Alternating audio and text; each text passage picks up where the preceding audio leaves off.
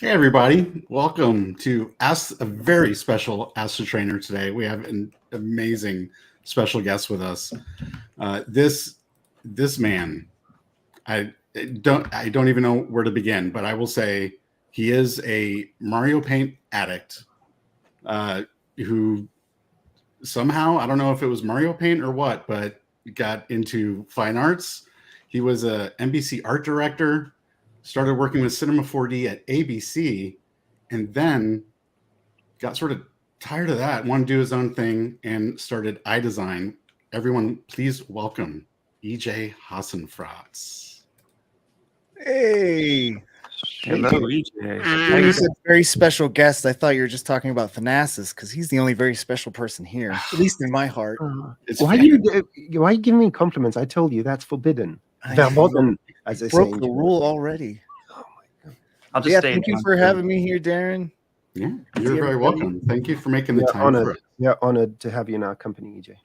Absolutely. You should You've be. been you've been such a great friend for Maxon and the Cinema 4D community for what, like 20 years? Oh man, don't age me that. Approaching like 3 or 4 years. You have my Mega Man kids shirt on, so I'm trying to feel younger.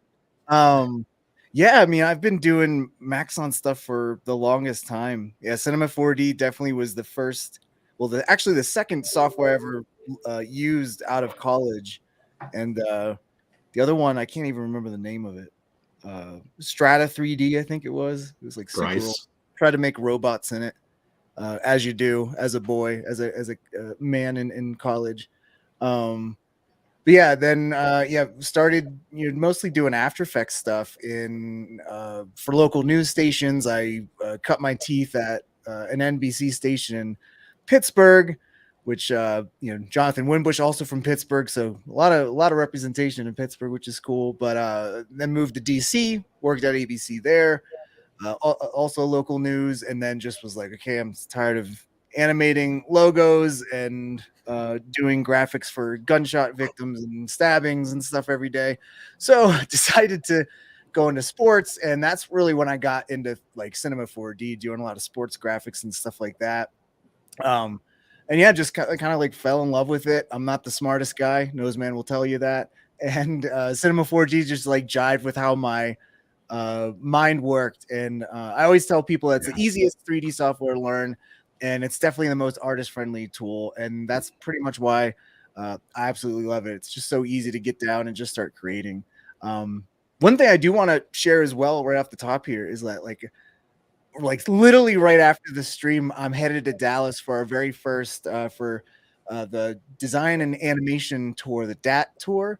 So it starts tomorrow in Dallas, and there's many cities we're going to be going to. It's going to be myself, Jonathan Winbush, Chris Schmidt, Matt and Dave from mograph.com, everyone's favorite hugger, Matthias, and we're going to be traveling the US and Europe later on this year. So I believe the website is gototdat. So I just wanted to plug that right off the get-go, because that's literally happening like right after I get off. Yeah. And because of this, we want to make sure that you get there. Sadly, everybody, we're going to end a little bit early. But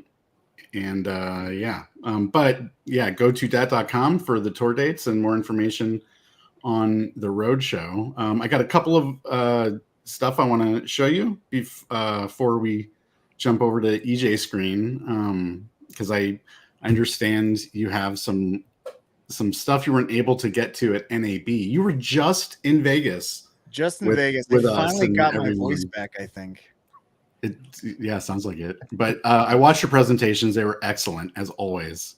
Loved them. But you didn't even do everything.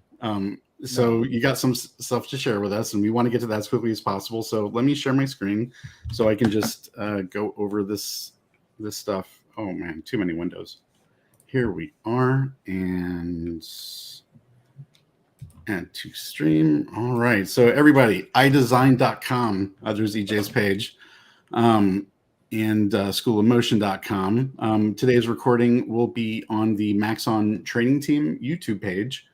So make sure you hop over there if you want to see any of our live stream, any of the Maxon live streams. All of the Maxon events you can find at maxon.net under news and events. And like EJ said, the first stop for the roadshow for the Design Animation Tour is coming up. And yeah, lots of other exciting events. And I think Ian has a really special one. He wants us to, we can't forget to mention it. Ian? Oh, yeah, absolutely. Well, another one that we have is May the 4th. So we actually have a May the 4th stream coming up very, very soon. So there's going to be more info on that. Let me drop a quick little link for that just in case. I got it. Oh, perfect. Thank you. Perfect. So with May the 4th coming up next week, so we're basically going to have a lot of guests. We're going to have some really big names and some giveaways, as well as some tips and tricks in ZBrush. So especially if you're new to ZBrush and you like Star Wars, that's going to be a really good time. And also, too, tomorrow, Mr. Paul Gabry is going to be streaming some hard surface ZBrush stuff as well. And I think that's around 11 a.m. tomorrow. But all the information is in the link that was dropped. So definitely go there. Check that out because it's going to be a lot of fun. Awesome.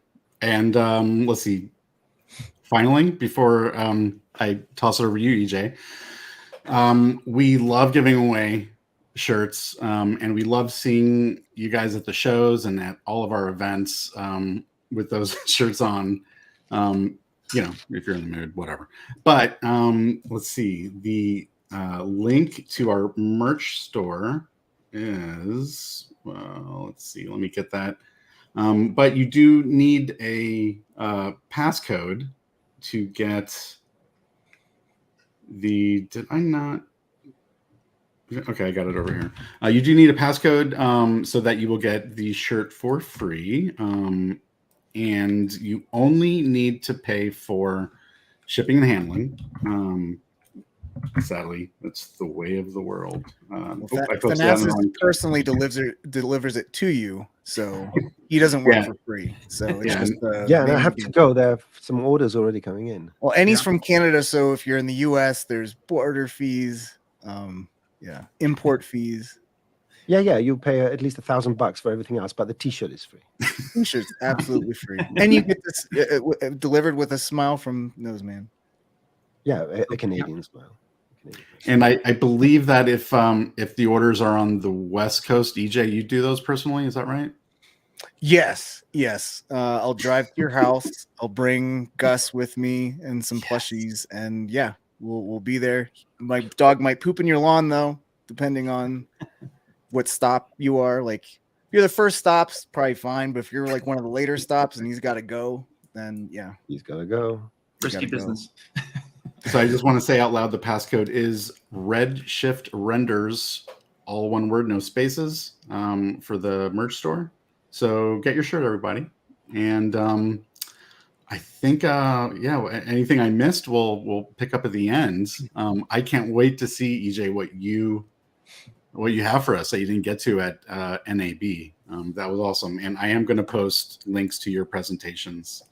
But EJ, please. By all means, take it away, sir. Yeah, one of the things I always do is over prepare because I'd rather have too much than too little. So this time again, I had too much. But yeah, here's all my social stuff if you want to follow me. If you're not aware of who the heck I am, I'm creative director at School of Motion. If you haven't heard of School of Motion, we do all types of online trainings for everything motion design, whether that's Cinema 4D, Redshift. Want to do some ZBrush here soon. We got a new Unreal course as well with Jonathan Winbush. We got After Effects, all Adobe products, but see some alumni in the chat. So great to see everyone here. But yeah, that's all my social stuff. And those are the two classes that I teach personally. Cinema 4D Basecamp is like an intro level.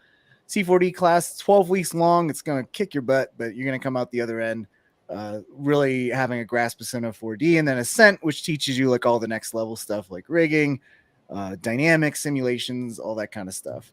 But yeah, you can see that I still have my Maxon NAB title at the top. So this is the continuation. We're just going to keep NAB rolling. I know it ended last week. We're going to keep it going. And basically, yeah, definitely check out there's a lot of amazing presentations last week, each and every day. So definitely check out the, I think the live stream links are still up on YouTube, but they'll be broken down into individual videos with each presenter and what they're talking about. So it's a little bit easier to digest, but basically the gist of what I was covering and what Chris Schmidt was covering as well was simulations. Cinema 4D has been making some huge advances with the simulations, whether that's cloth, new balloon stuff, pyro with flames and fire, and all this kind of stuff, replacing the older dynamic system, and it is incredibly powerful. I see a lot of artists out there doing a lot of crazy sims that a lot of people think it was another advanced software, but no, it was using Cinema 4D. And so I always love sharing how easy it is to do these complex looking simulations that used to be only for certain magicians. I'll just leave it at that. But now everyone could be a magician and do some really cool complex simulations super easy. And so again, I showed a lot of balloon inflation-y kind of stuff, like how you can get balloon type super easy. Stuff like this is incredibly easy as well. I don't know why, but every time I see this, I get hungry for mac and cheese. I don't know if it's like just the color and like bubbly cheese from a mac and cheese in a pot. I don't know. But so that I covered how to do this in my NAB presentation. And then what I didn't get like literally I went through 2 projects in 2 days of my NAB presentation. Needless to say, you already know I can talk at length and not actually do anything. So that's exactly what's happening now. So let's go. Let me just dive into it, because what I'm going to be covering that I didn't get a chance to cover is like little poofy pillows that inflate. And there's actually like a nice non-GIF render right there. But nice little seams, as you can see there, and really nice materials from Grayscale Gorilla as well. So I'm going to kind of break down how to do that. And then hopefully if I have time, I can show a little bit of rope dynamic action. So let me just go into here. And so for the cloth here, and actually, if anyone is not familiar with the new settings that were added to 2023.2, which just came out a few weeks ago. And let me actually just demonstrate. I got this cube here.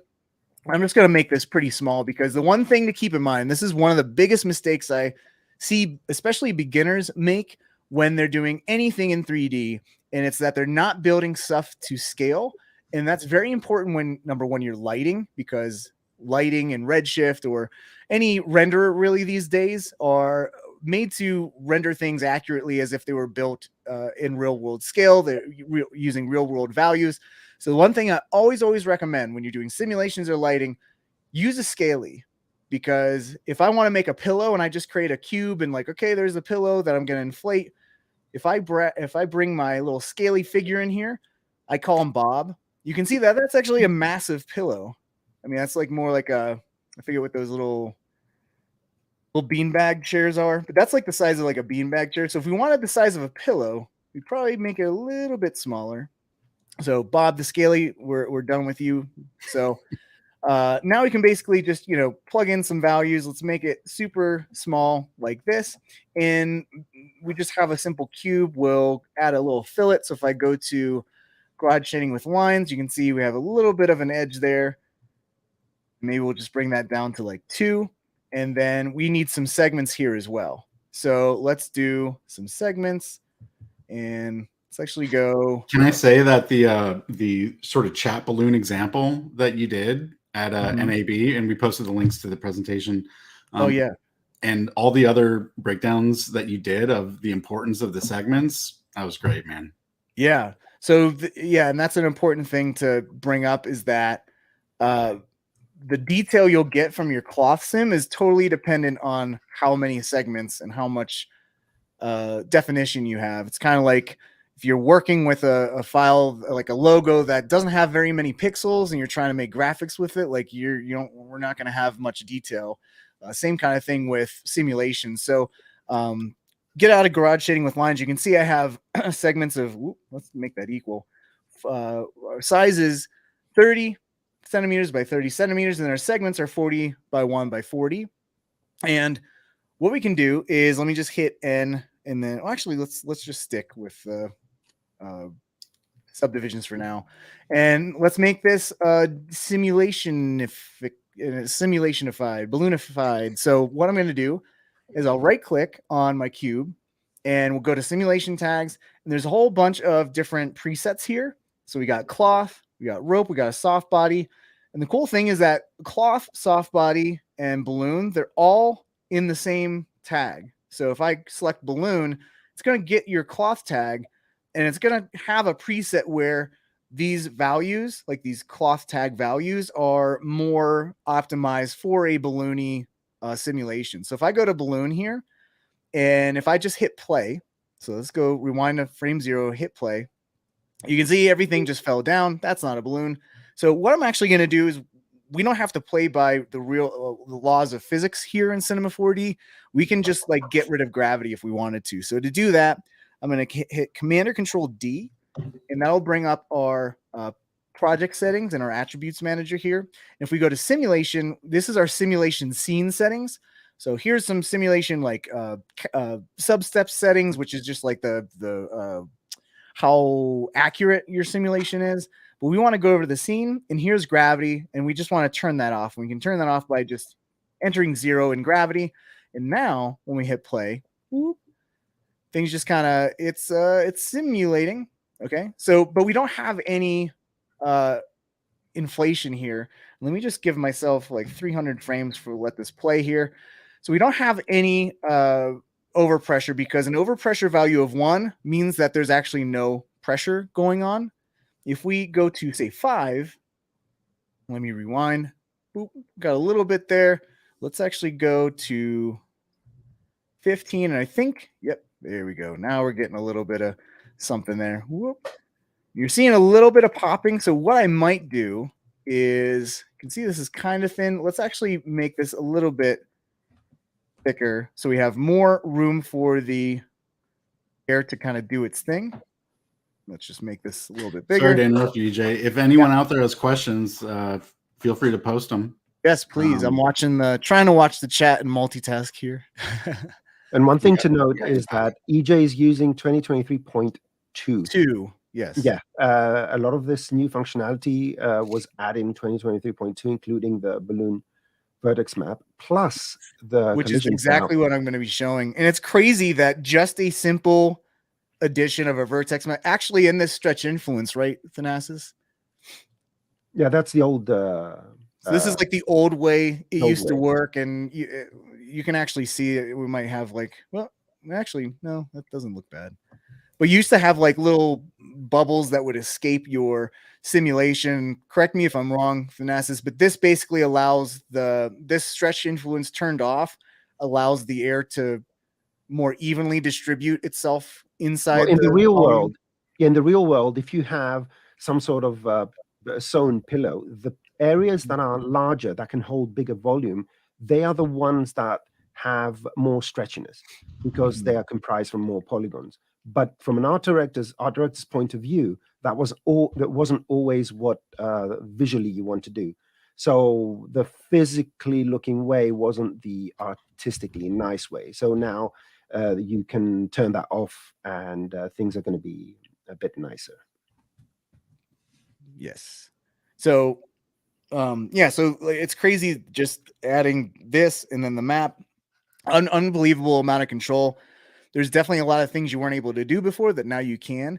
And like just this is another area where the subdivisions really come in handy.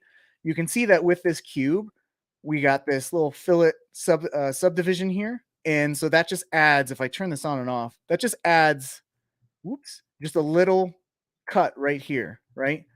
And with just that, if I hit play, you can see that that cut actually creates this like kind of nice little seam there. If I did this without the fillet, you can see that looks completely different, looks kind of chunky. So it's always important, especially if you want to do seams, where you're placing your subdivisions for seams and stuff like that. So already we got this like really nice looking pillow. Another thing we can do is we can go into the surface settings here and adjust the bendiness. So the bendiness is just the aptitude for the particles that are being that are causing the simulation to occur, to have them kind of create bending simulations, and have the vertices bend over themselves. I'm probably not explaining that very accurately, but it just allows you to bend things more. Okay, so you can see we have a lot more bending now. And you can see how we're actually getting rid of that seam a little bit that we had there. But if you like stop the simulation here, throw this in a subdivision surface, you can see we got like a nice, if I hit N and then A, we got like a kind of nice throw pillow there with like literally like a couple clicks, right? But we can go a lot further with this, because originally, remember, we have to make this nice little, let's find it, nice little poofy simulation. We got like, it's a pillow, but it's got like 4 little lumps in there. So I will show how to do that. So what we can do with this is we can actually, so if I go back to garage shading with lines by hitting N and then B, what I want to do is basically just create a spline out of some of these existing edges. So what I'm going to do is I'm just going to command click and drag to duplicate the cube. And this I'm just going to use for edges. And so at this point, I can just make this editable and then try to, okay, we're right down. Let's go in one of these top views so we can actually see what's down the center. So if I want to grab this center loop, I'm just going to double click, and then we'll grab this center loop, hold the shift key down, double click, and get that loop as well. And then I also want to, let's go back to my perspective view by hitting F1. I want to get this loop as well. So I'll hit shift again to add to selection, double click, and there I got my selection. Okay. And now what I can do is right click, or actually let's go to, I think it's mesh, edge to spline. Okay. And actually, if you're ever, you know what the thing is and you want to find it and you're trying to figure out which menu it is, just hit shift C to bring up the brand new commander that was updated in 2023.2. And so if I know I'm looking for edge to spline and I'm like, where is that? Just hit edge to spline and boom, there it is. Hit enter. And so what happened with that is we now have this spline that appeared. I can delete the, actually, yeah, I can delete the edges, the second cube there. And now I have the spline made out of those selections. And what we're going to use this spline for is to create nice little seams on our little pillow here, and use dynamic connectors to try to wrangle those seams to actually like hold the cloth together a little bit better. So what we can do with this spline here is use it as a vertex map. And so what I'm going to actually need to actually do, okay. So I'm going to need a vertex map because we can control where things are inflating by using that vertex map. So what I'm going to do to create a vertex map, and this is also a recently new feature, but you can add vertex maps to parametric objects, like, or primitive objects like a cube. So again, to do that, I'll just bring up the commander. I know I need a vertex map, so I'll type in vertex, not amp, map. Also helps to spell when you do the commander. But do vertex map and then hit enter, and voila, we got a vertex map, and it's using fields here. If you don't see that, go to this function here and just check on use fields. And now we can drag and drop any object or field into here, even a spline. So I'm going to drag and drop a spline, and you can see that that's not looking quite so good. And that's because we need to click on the spline, and instead of doing distance mode along, we need to do radius, and that radius is super big. So now you can see, boop, actually 1, nah, let's do 0.2. That's pretty good. And so you can see that we're creating a vertex map strength of 100%, which is yellow, and 0%, which is red. And wherever the spline is controlling where that vertex map is mapped to 100% strength.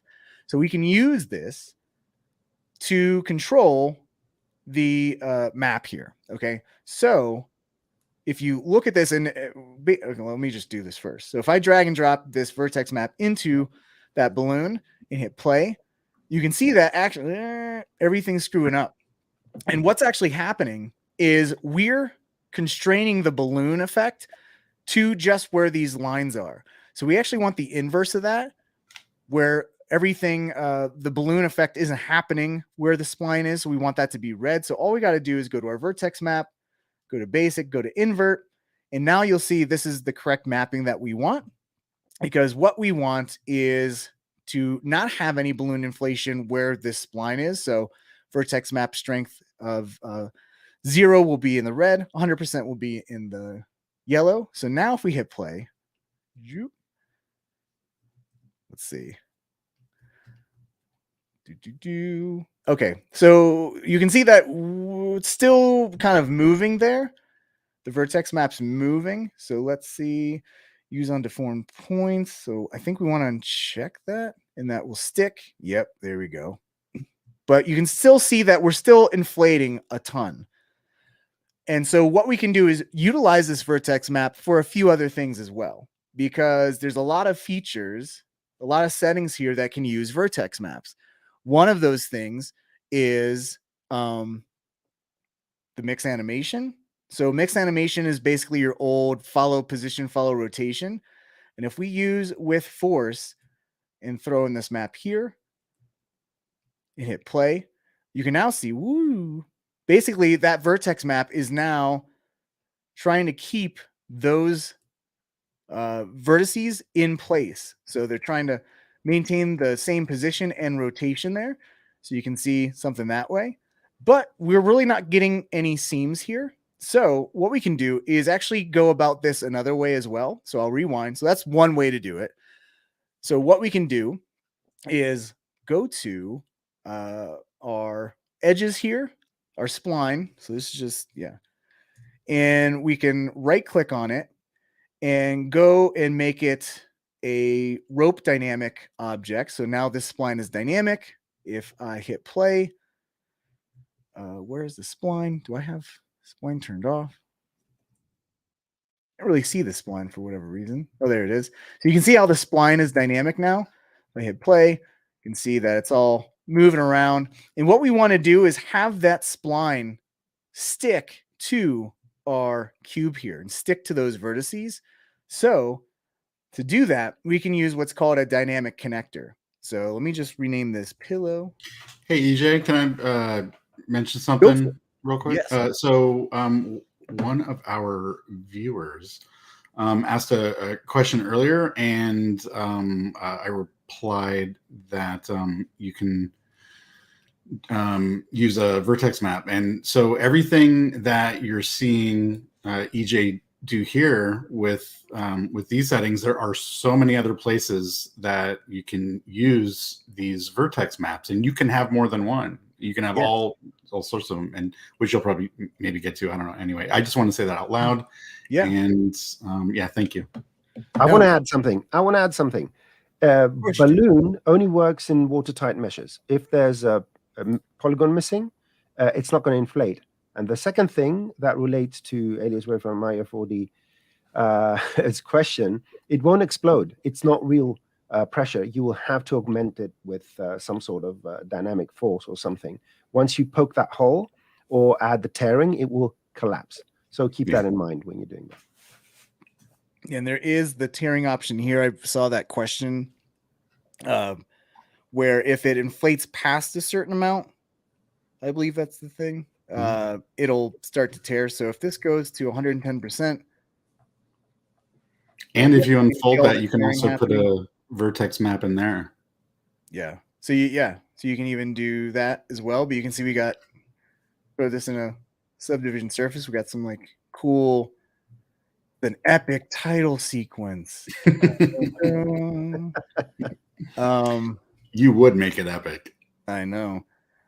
So there's the tearing, and that's pretty easy. Thanasis,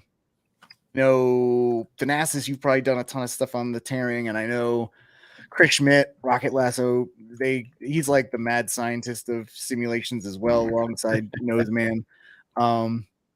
Where were we? Okay, so we got this crazy stuff happening. So what we want to do is let's actually bring the bendiness down a little bit, because we don't need that much bending. It's maybe 10. And let's see. Let's go. Hit play. And okay, so we have our spline. We need a dynamic connector because we need to connect this spline to the pillow here and like basically let the spline act like some stitching. Okay.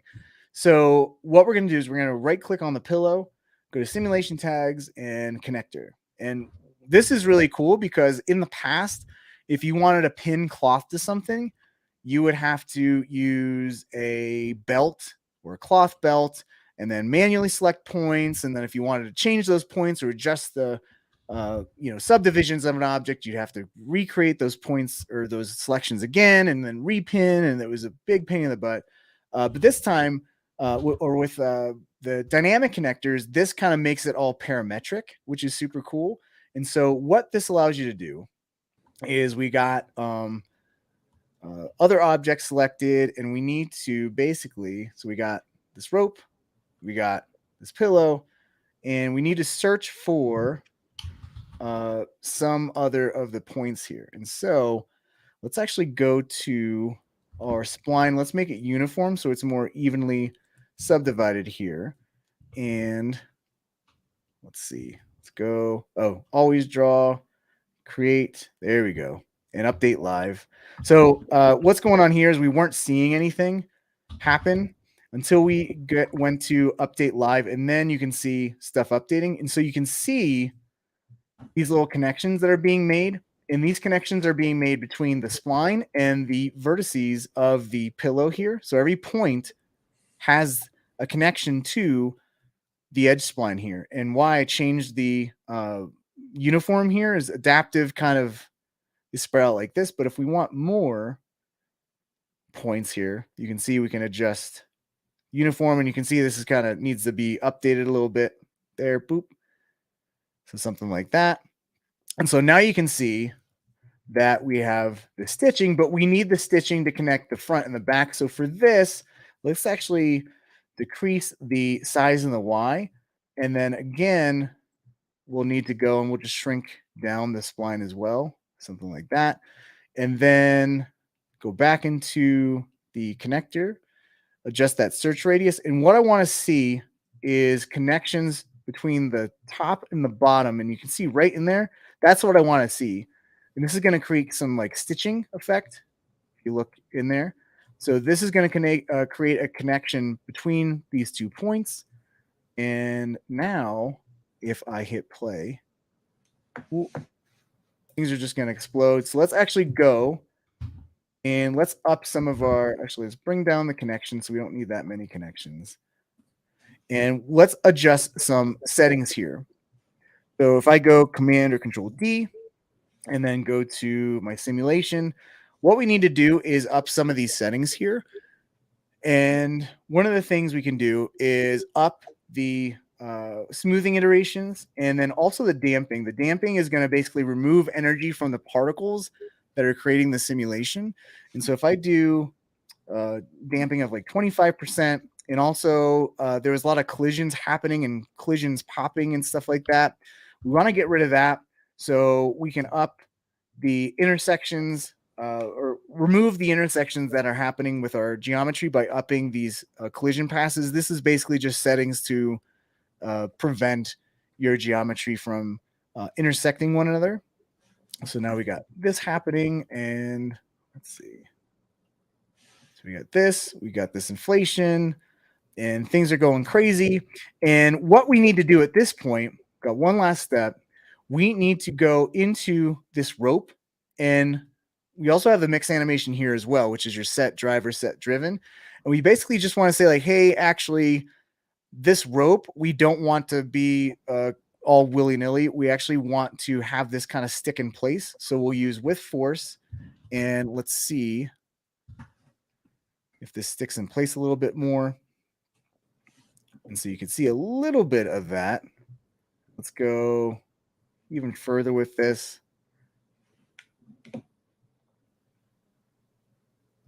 And we're still getting some like popping going on. So let's go in D, add some iterations. Maybe make this a little thicker there. Oops. Up. And readjust this. Okay, everything looks good there.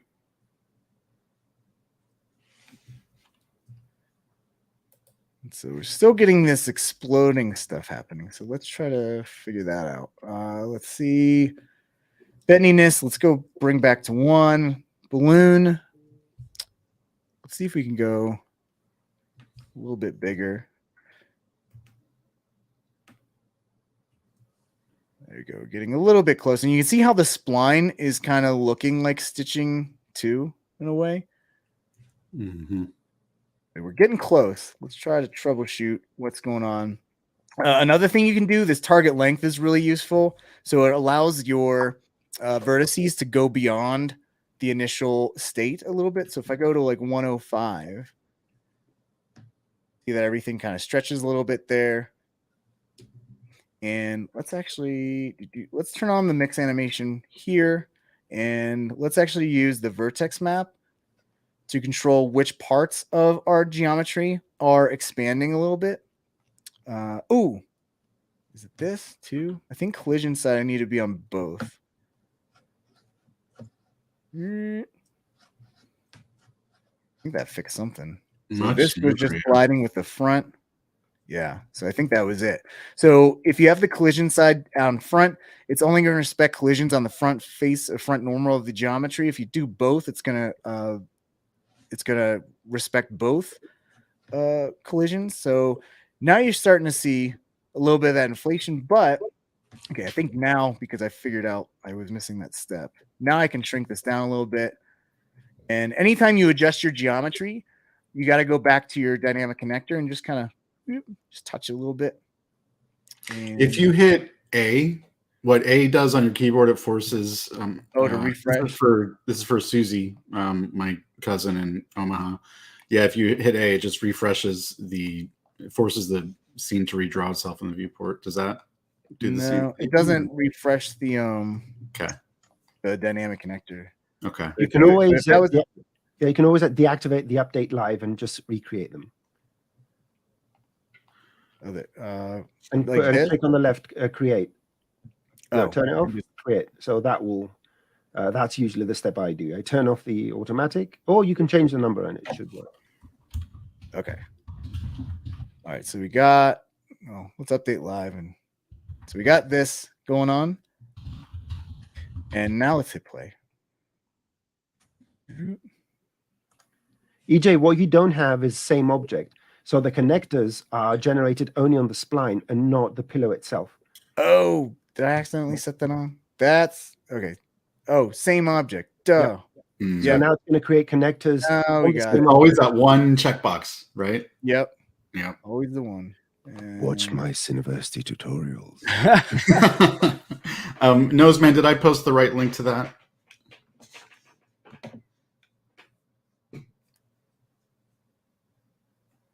Okay. Things are muted, but okay. I was muted. I'm too old. I can do this mistake. I'm allowed to. I'm a boomer. So yeah, I think it's the right one. Just go to Cineversity and look for simulations and watch every single tutorial. I mean, there's so much knowledge there. You don't need to work anymore. EJ also has the rest of your life. Many series up there. He did our Getting Started with Cinema 4D, which is one of the most popular series on there. I mean, and you know what? The reason why this wasn't working is my search radius wasn't tall enough to connect to the other side, or big enough to go to the other side. So now you can see that. Now Actually, no, we don't want same object because now the cloth is connecting with itself. So uncheck that. We the just want objective. those connections on the splines. Come on, baby. Do it. Let's update again. And maybe. So what's your thickness, out of curiosity, in the cloth So tag? the thickness is just 0.2. Okay. Oh, you know what? Do another setting here. The radius we want to be a little smaller too. I think that might be a thing. That did something. EJ, did you make your edge length larger? I think you extended it, and the points with the vertex map are trying to expand. Oh, see, okay, we got it. So it was just something with yeah. So what I needed to change was the radius of the rope that was being generated because the rope was way too big when we are creating it, and it was kind of. I mean, actually, It's like colliding and messing with it. Yeah, it was kind of like too thick. So if the radius is too thick, you're gonna get thicker seams. So each time I do this, I need to go. And this is an important lesson for all of the new simulation stuff that's been going on in Cinema 4D and will continue to happen, is that these all speak to one another. The rope, the cloth, the pyro, you know, so you always, as much as we want everything to just, you know, work magically, we do, when we're creating stuff, have to be aware of like the sizes of all of these things so that they're all relative to one another. Yeah, I mean, that's kind of what I prefaced right from the get-go, is that you need real world values. So like if you have a rope's not going to be a radius of, you know, 50 centimeters unless you have like you're like doing giant construction or something like that. But yeah, you want to keep your the radius of your rope, your dynamic rope, all good. And so it looks like everything's working. I'm not sure what settings I was missing, but you can also bring down this width force, and then I think I had width force here as well. Oh my gosh, EJ, I just looked at the clock. Getting close. Very. Let me just finish this. And so we got this inflation. Let's go to 30. Darren, why? I'm sorry, The man. purpose was for EJ to miss his plane. I don't want him to be worrying about it. NASA said we're still good, but We'll save all the questions to the very end. EJ, just buckle up, buddy. You're good. All right, so we're almost done. I'm just going to change one last thing, and that's the expansion time. So this is basically how long it takes for the pillow to inflate. And can you imagine like why, when I did my NAB presentation, why I had so much extra stuff that I didn't get to cover? No, I can't. So now we got this cool inflating pillow. Let's duplicate this a couple times. Like so. And then play. Now we got all these inflating pillows, inflating over 15 seconds. They're all colliding with each other. I love it. And another thing we can do, let's hit N and then A. Another thing we can do is just get let's add some turbulence in here for the nice little chef's kiss. Add some turbulence. And now we got this turbulence going on. Can even add some like rotation if you wanted to, but it's looking pretty good. Now, of course, everything is live. Like the only thing we made editable was the spline. So if we wanted to, like I was saying, we want even more. Let me delete these other pillows for now. If we wanted to add even more detail, we can up this to say 80 by 80. And then at this point, we would just need to go and make sure we adjust the search radius here. And then if you want a nice, more detailed cloth, and let's up the bendiness really high. Now you can see we got a little more wrinkles happening. And there we go. So there's your pillows. It's very so satisfying pillows. Luckily, I don't have like a red eye flight that I need to be on, so I need a pillow. But yeah, you can see all the nice little seam. So you can even create a seam. And I did I covered in my NAB presentation how to make a nice little seam with the Mylar balloons using little bevel deformers. Was that So day check 1 or out- 3? Do you remember? What was that? Was that day 1 or day 3? That was day 3. Yeah. So check Okay, out day 3. Day 1 was when I did. Whoop. There's C40. If you go on the road show, you'll be seeing how to make him. Where is? There we go. So yeah, day 2 I covered how to do this, and then day 3. Well, actually, no. Day 1 I did this, and this, and then day 3 I don't even have an image of the Mylar balloons because I'm just terrible. Oh, that was the bubble chat window that I mentioned before. Yep. Let me try to. Oh, yeah. Here it is. Here's the actual project file. Oh, So yeah, man. nice Look little at see that. the nice little seams there. So I cover how to make that and these little Mylar balloons in day 3 of. I think this is a bit of a testament to you as a as a trainer, as a creative, as an artist. I mean, this is it. They look great. It's super cool, but it's like just having like the clarity to have something that is actually quite complex, but so easy to do and follow along. And it's like you always nail that, man. I love it. Yeah, you just got to get through me just talking way too much and not actually doing stuff. But EJ, you are good looking as well, so that sort of I got just that going shows- for me. Okay. Yeah, There- and there's people that. don't pay attention to when you say nonsense, and they just put you in.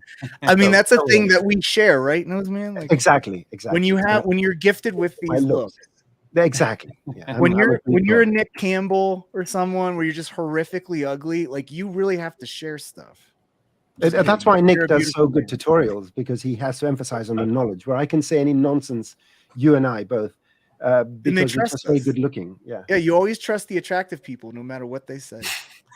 That's actually a legit thing that I learned in college. But I'm gonna be the bad guy here. EJ, do you want to hang around longer, or do you have to catch a flight? I got a few more minutes here. If you want to Awesome. do a little Q&A We'll or take 'em. whatever. So show someone how to puncture a balloon and explain why it doesn't work. Well, by the But, way, I didn't even get to like how you can add. do that. Do it. You can add different vertex maps or different fields to vertex maps. So, Do that. Yeah, that sounds. but really here's nice. like same kind of setup, but instead of everything just inflating from the get-go, I actually have a spherical field and a freeze layer, which if you want to learn about freeze layer and freeze layer growths, I'm sure there's something Thanasis did or Noseman did on Cineversity to show. So, but this is like an example of like, okay, same pillow setup, but we'll make like a little quilt and we'll use these fields to grow the inflation over the span of this little quilt here. So we got the bevel going, we got chugging a bit, but we got everything going. We got some turbulence here. So we got, if you check out the settings here, so same setup using the connector force, dynamic connector. We have the vertex maps. We got the balloon. You can see target length I made a little bit bigger to 130, also controlling that with a vertex map. The balloon is over a pressure of 5, also controlled by a vertex map. And so what's happening is as this vertex map is growing, it's controlling the inflation across this as well. So you get this like cool inflation-y quilty thing going on, which is really cool. And again, it's just like a taking the concept that I introduced, dynamic connectors, using a spline, making little seams, and just, everything that you already know or was already possible with fields and using them with vertex maps and using freeze layers with growth. Like everything is back on the table with simulations now and with balloons now. And there's just an incredible amount of really cool things that you can do with it. Let's see. Is there anything? Oh, another cool thing that's kind of fun is something you can do. Let me see. Is this the actual thing I want to show? Yeah. Okay. So if you have that same setup I had before and you crank up the with pins mix animation, like with this off, you got this. It's like, okay, that's fun. But if you just turn on this with pins, it's going to try to, the cloth is going to try to get back to its original position. So just turning that on, we got this cool little, like almost Voronoi cell kind of inflation bubbly thing. So that was like a happy accident that I ran into. And you can see if I remove this, we got something like this. What's an amazing combination is that you can actually use the Voronoi fracture and then the remesher to make it into nice quads. And you can do, then you can apply exactly what EJ is showing and get extraordinarily good looking pillows. We should rename our simulation to cute pillow makers and EJ with a little EJ emoji over there. There you go. So, yeah. So again, I'll just tease just because I want to tease what's on the roadshow. So come to the roadshow, please, and you can meet C4D, the new Cinema 4D mascot, or the mascot of the roadshow. You can learn how to do some basic rigging in Cinema 4D. Even if you're like totally new to rigging characters, like this is going to be easy stuff. Going to learn a little bit about character design and just animation principles and all this fun stuff, along with getting nerdy in Cinema 4D. So gototdat.com. And you get to touch EJ. You can actually literally touch him. Well, except for those that I have a restraining order with. I don't know if you want to say that out loud. My restraining order expired. EJ, the order expired. I don't know if you realize that. Oh, that's a Canadian stipulation. Like they only last so long. Yeah. There's a statute of limitations in restraining orders. Yeah. Don't forget to check out EJ's and Noseman's and Ian's and everybody's videos on the new Cineversity. Yeah, there's the link, you guys. Yes, and Ian, we need to like do a live stream or something soon where you show me how to do this in ZBrush. Oh yeah, no, absolutely. Let's put that together because that'll be fun. Yes, super cool. One reminder, remind everyone, all the questions are great. 9 out of 10 of them are answered in the cloth simulation series. And if you watch EJ's and if you watch Tim Clapham's Hello Lux tutorials, do yourselves a favor, watch these tutorials because you're going to learn many more things than you will pick up from a few minutes in the show. Yeah. And when then the show is on, you can ask us questions about stuff you've been working on. And don't forget, simplify a scene, DM me on Twitter, send it to me if you have a problem. Remove any third-party stuff and all that, or send any technical issues to training@maxon.net or join the Cineversity forums. There's so many ways you can send stuff to us, and we'd be very happy to troubleshoot. We're always here, like every day. We're always live streaming. Even if you jump into one with Ian and he's doing ZBrush, you know, we're all connected.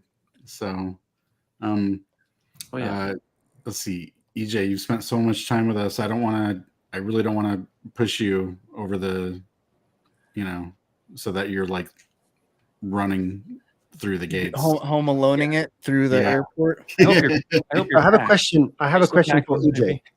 Yes. Can you show us again? Oh, sorry, Ian.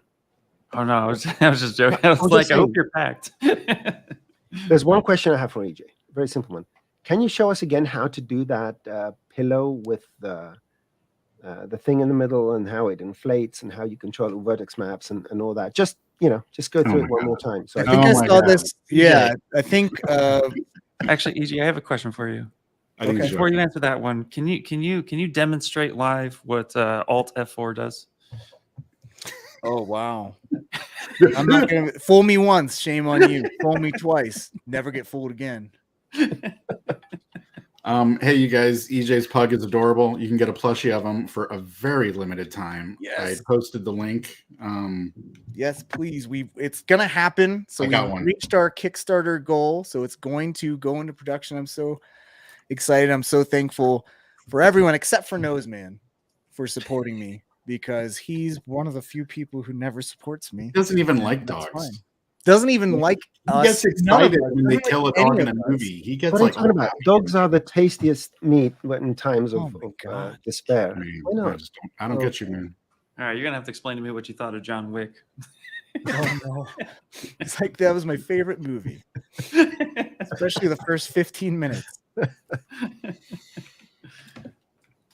right. Spoiler Well, alerts. Let's not say anything. I guess we'll wrap it up. Are there any other links? EJ, look, if you got to run, man, you can just turn off the camera, head out. We'll have a great flight. We'll see you later. But Yeah, thank you. I hope to see everyone out there on one of these roadshow dates. Or at SIGGRAPH or any of these events. Try to get to all these places. I'm specifically not going to Toronto because I don't want to see Noseman. Are you going to Montreal? I'll go are to you going Montreal. Damn it. Okay. That's cool. I'll let you in on a little secret when you're there. Okay. Ooh. Cool. oh, fine. Thank you, everybody. I really appreciate you having me on, and I wish I could stay longer because I can talk. I could talk all day. But yeah, let's get Ian. Let's get something going. Let's do it. Love to I'm do that. excited. EJ, Cool. pleasure to have you here. All right, get on your flight. Get out. Yeah, Right. EJ, get out of here. We're Except for gonna Noseman. It's no pleasure at all. Yep. It's We're an gonna honor. Hi, wrap everybody. wrap some stuff up here. There's just a couple links I want to. I wasn't able to share earlier. Let's see, and I also want to remind everyone about the May the 4th event. Can you post that link again, Ian? Yeah, absolutely. That's Thank easy you. peasy. Dankeschön. I'll go ahead and grab it. So May the 4th, you guys are going to definitely want to be there. Again, we're doing a ton of some giveaways, some tips and tricks. We also have some really special guests from a wide variety of industries, including film, toys, and theme parks. So you're going to want to check that out. Trust me. I can't recommend the ZBrush tutorials that Ian and Paul do more. They're absolutely fantastic, and the shows and the presentation and all that. Just if you need entertainment, even if you don't use 3D, tell your relatives, tell your barber, tell the builders you hired, tell them to go and watch the ZBrush videos and all that. They're very interesting. Yeah. Absolutely. And if you have artwork that you would like to share with us, it's same link. You can share artwork that you've done of ZBrush, as well as just like Star Wars stuff, anything you've done. It's another place for people to check out other people's art. Awesome. Let's see. I don't want to get in that. What have I forgotten, guys? Anything else that I didn't get to at the start? I want to. Anything? No, I think that's it. Yeah. And don't forget the code for the shirt. Was it Redshift Renders?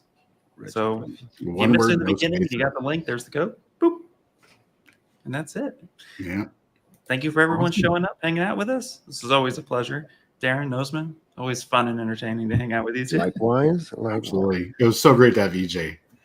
Oh, yeah. This is the first time on this show. He's been with us forever, but yeah, it was great. And he's seeing so you. good looking. I mean, it's amazing.